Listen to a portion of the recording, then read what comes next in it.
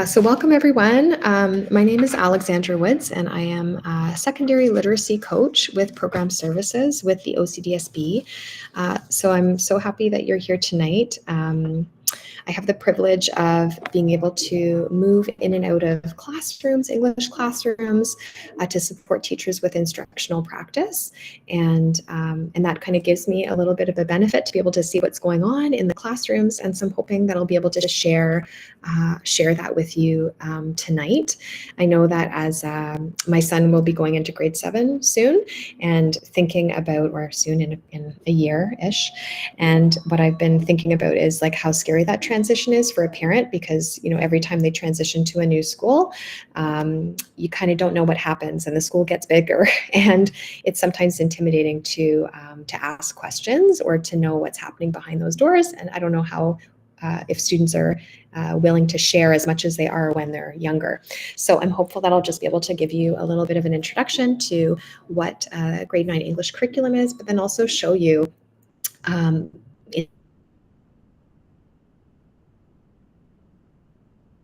inside a few classrooms so that you have an understanding of kind of what happens there. So just a little housekeeping before we begin.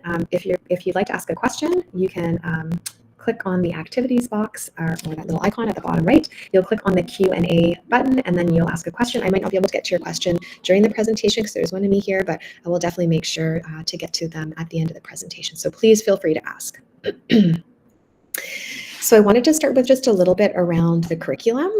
It's useful to know that the Ontario curriculum is a legal document, and it's the document that really informs the content and the instructional decisions that we make in classrooms. So each course has its own curriculum, and it's something that we have to follow when we're developing our course content and designing instruction. And if you're unfamiliar with the curriculum, it's a good idea to look it up. And so you can go to the Ministry of Education website. Oops, let's see if I can do this here. There we go. Go to the Ministry of Education website, and you can click on the banner at the top of the page, and it reads curriculum. And then you can click on secondary curriculum, and you'll find English. And that'll give you the grade 9 English course. So you can have a look in detail at the curriculum there if you're interested. It's always a good idea to check it out, and it's available.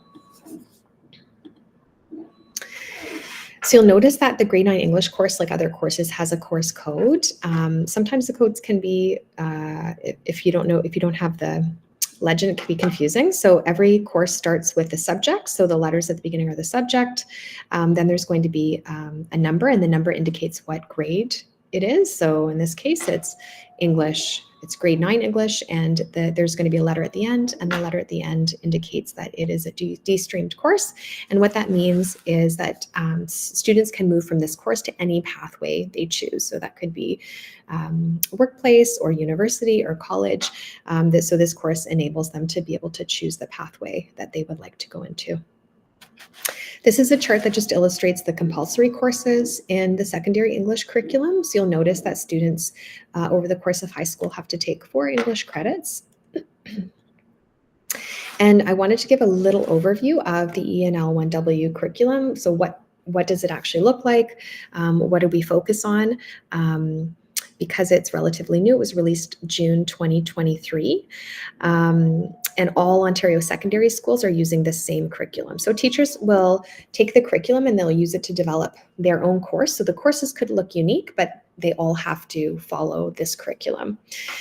So the ENLW curriculum is made up of kind of 4 main overarching ideas or strands. The first one is literacy, connections, and applications. And essentially that strand involves digital media literacy. It involves critical thinking and communities. And so the strand A, we want to be weaving all of those skills into every task, into our instruction. So students are constantly utilizing kind of those skills in what they're doing. The second strand, strand B, is foundations of language. And this essentially is what are the key things that students need to be able to do in order to read and to write and to comprehend texts, different texts. So the foundations of language is really key. And the foundations of language actually includes language conventions continuum. And what that does is it actually tells us what grammar concepts we should be focused on. And the continuum runs from grade 1 to grade 9. So, it is really that document which supports the transition of students and kind of that progression of learning from grade 1 to grade 9. And you can see that also is kind of woven into the other strands. So the other one is comprehension. We want students to be able to read, listen, watch, interpret different types of texts and to really understand them and respond to them. And then finally, the last strand is strand D, and that's composition. We want students to be able to express ideas and create different types of texts. So that includes written texts and multimedia texts, etc. So these are kind of the four main categories or strands that are in the new ENL 1W curriculum. This is giving a little bit more detail about that strand A, so literacy, connections, and application. Strand B, that foundations of language. And this is that continuum I was mentioning. So, so you'll notice across the top, we have kind of the category of what we're looking at. And then it has grades 1 to grade 9.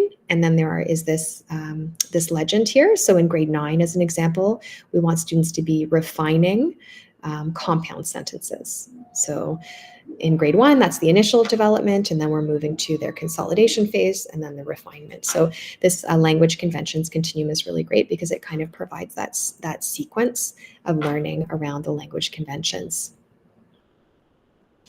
The other thing I wanted to mention is text choice. There often is a lot of conversation around, what texts are students reading in different or exposed to in different classes and reading in different classes. And what we do as educators and within the OCDSB is we look at two different documents to inform our text choices. One of them is the Ontario curriculum, because there is a section on text choice. And the other document we look to is the Indigenous Equity and Human Rights Roadmap. So the curriculum actually has a section where it talks explicitly about which texts we should be choosing, and that the language, the program and the curriculum is meant to build on students' prior knowledge, their cultures, and their language experiences at home and in the community. And so the effective instruction that we offer and the text choice encourages choices, a sense of agency in learning, and further motivates and engages students in language and literacy. So if you look at the curriculum in more detail, there's actually a list of criteria that as a teacher, before you teach a text or you include a text in your course, you can go through and make sure that it is in line with the Ontario curriculum. We also look to the Indigenous Human Rights and Equity Roadmap. So this is in terms of programming and support for students. We want to increase representation of Indigenous, Black, and minoritized students, the curriculum, courses, programs, and pathways. And so that does mean that the text selections that we choose, we want text to be both mirrors and windows. So mirrors, we want them to reflect students' identities and for them to be able to relate to the text, but we also want those texts to be windows into kind of other perspectives. So text choice is informed by those two documents. So I just wanted to provide a few examples now. So we're going to jump from the curriculum now into the classroom. So these are a few examples of the Indigenous Equity and Human Rights Roadmap in action in English classes. You'll notice that there's a diversity of books that are represented here, different projects which are asking about identity. What is identity? How do I express my identity? And then a couple of projects that are specifically focused on Indigenous pedagogy and learning on the land, and also multi kind of media exposure and ability to kind of read beyond just a written text, because we're looking at all kinds of different texts as well. This is another example of in the classroom. So in these images, you see teachers engaging with strand B. So that's the foundations of language work with their students. So we are incorporating some structured literacy into ENL1W and based on that strand and that those expectations. So on the left side of this slide, you see a collaborative annotation task. So students had to read and to annotate a text from the New York Times, The Ethicist, and they had to analyze the syntactic structure and the essay structure. And then the images on the right show teachers engaging their students in word study in order to unpack the different parts of a word, the meaningful parts of the word, and this helps in both their reading comprehension, their application of looking at words that they don't know. So these are a few examples of engaging with that language foundations component of the curriculum. Finally, this is a project called Humans of Gloucester, and it's a really good example of integrating all 4 strands into a meaningful student-centered unit and really focused on knowing ourselves and others. So this began as a project at one school, a unit at one school, and actually there's 2 or 3 other high schools that have started to engage in a similar project because it's such a rich task, and really it supports students to kind of question, what stories do we tell about ourselves? Do we tell about others? How do we understand and communicate and listen with others? So this unit was focused around kind of 2 focus questions. One was, what stories do others tell about themselves? And how does our listening to and selecting of their stories shape our understanding of them? So that was one kind of idea. And the other question was around inheritance. So this quote is, behind everything or trait, we inherit a story that can connect us back to our ancestors we may never have even had the chance to meet. So what have we inherited from others, and what have other people inherited? So again, this is very much focused on collaboration, on listening, on thinking about identity. And so in this project, students engaged in listening and reading stories first about others, and then considering different perspectives. Then they analyzed texts to explore kind of what are the grammatical structures, what are the syntactic structures, and then they ended up coming up with questions to interview grade 11 students at their school. And then they recorded the interview, they transcribed it, and then they had to select a specific quote or a part of the passage that really reflected that grade 11 student, and to create an Instagram post to reflect the essence of the interview. So this project is just a really great example of a teacher integrating the collaboration, global citizenship, digital literacy into a reading and writing project. And what was really amazing about this, because I was around for this one, is I asked one of the grade 11 students after they were interviewed, I said, like, how was that for you? And I wanted to hear about their experience. And the grade 11 student said, I've never had anyone listen to me in the way that this grade 9 student listened to me. Like, just felt so heard. And then the grade 11 student began to talk about how she was thinking more about things that made up her identity and things that were important to her. So this is just a really good example of how learning can be really authentic and meaningful, and it can form community, and it can also teach grammar and structures all within an authentic project. So pretty amazing work here. So preparing for grade 9 English, one of the things I'm noticing as a literacy coach is sometimes students come in and they really love reading a specific type of text.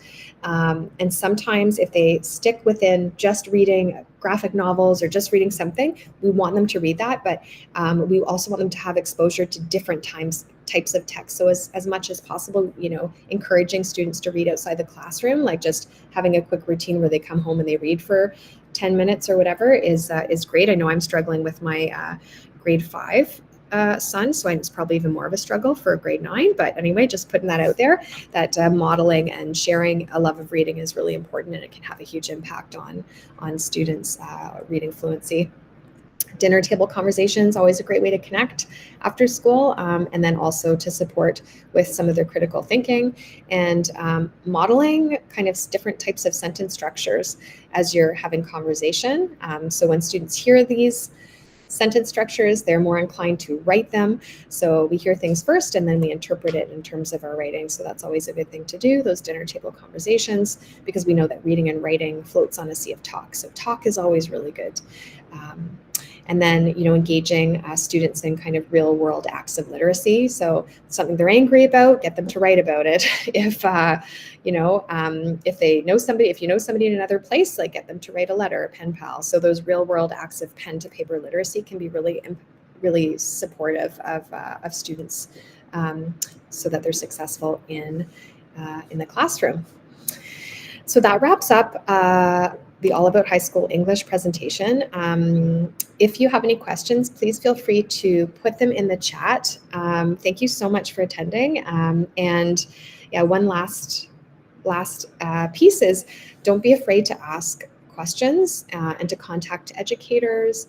Reach out, like as a classroom teacher. I'm a literacy coach right now, but as a classroom teacher as well. And like we want to do whatever we can to support your children. So just make sure that you feel comfortable reaching out and advocating. So thank you so much. And I think the closing remarks are beginning shortly.